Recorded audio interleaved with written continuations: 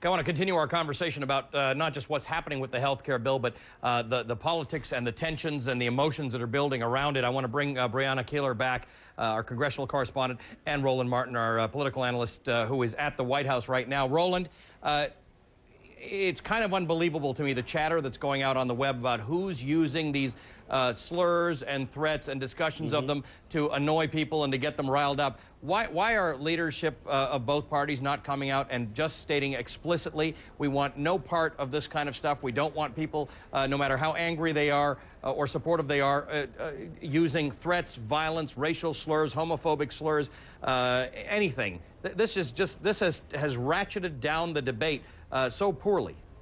Well, first of all, politics. I mean, you have to understand, if you're the Republicans, you want to overtake the House or the Senate come November. If you are Democrats, you want to actually protect your majorities. And so what you have is you have politicians who want to play both sides from the middle. And that is, they don't really want to truly go after aggressively folks on their side because, frankly, pushing those buttons, getting people hyped up and riled up plays into their argument, which makes no sense because you're really turning off the very people who are likely going to sway an election, and that is your independent voters. Right, and that's a good point, Brianna. When everybody is focusing on these independent voters, cutting gas lines, throwing bricks, shooting bullets through campaign offices, this doesn't strike me as the place where most independents in this country sit, regardless of how upset they may be or not be about legislation.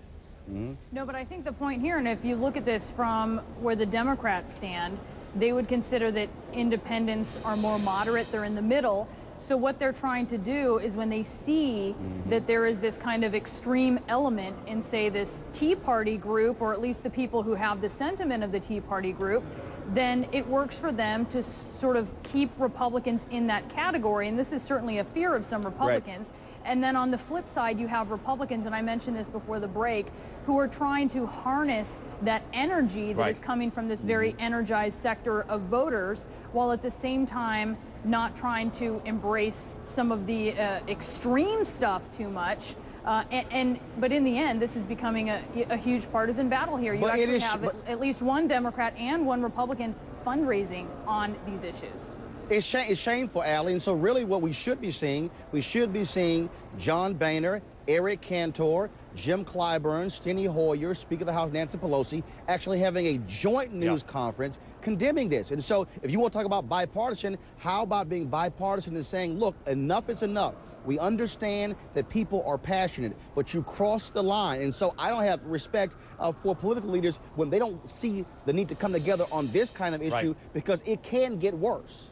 This might be the part of healthcare reform that they can actually come together on to say legislating is what gets done in Washington. Somebody is not going to like, there's always going to be somebody who doesn't like what's going on. Brianna, you brought something up earlier, and there's this interesting discussion of a revolution. Let the revolution happen at the ballot box. I heard somebody from the Tea Party saying that this morning on Tony's show. Let the revolution come to the ballot box. So they are walking this line about revolution, but not wanting it to be violent. That's right, and you heard John Boehner, who is the top Republican in the House. In one breath, he's saying this behavior is inappropriate. There are other ways, and he's talking about voting or getting your voice heard.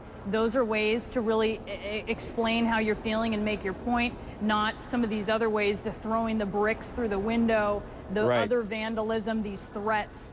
But then in the next breath, you hear him use a word like revolt. So he's sort of playing to this constituency and also trying to sort of take a step back and walk a fine line there. And you also have Democrats. I mean, when they publicly call for Republicans to condemn this with them, and they're doing that publicly, Republicans feel that that is them playing politics. That is them fanning the flames. And that's what we heard from Eric Cantor, the #2 Republican. And so that's why you have this kind of like, well, as Roland says, this is a remarkable opportunity. These are poll-tested words. This is a remarkable opportunity for everybody to come together and do the right thing, to say that nobody in this country, no matter what their politics are, needs to condone these kinds of words, these slurs, and these kinds of acts of violence. I truthfully hope, for the sake of this country, that this stops immediately. Thanks to both of you. Brianna Keilar, our congressional correspondent, working the story hard, and Roland Martin at the White House. Thanks, guys. Thanks.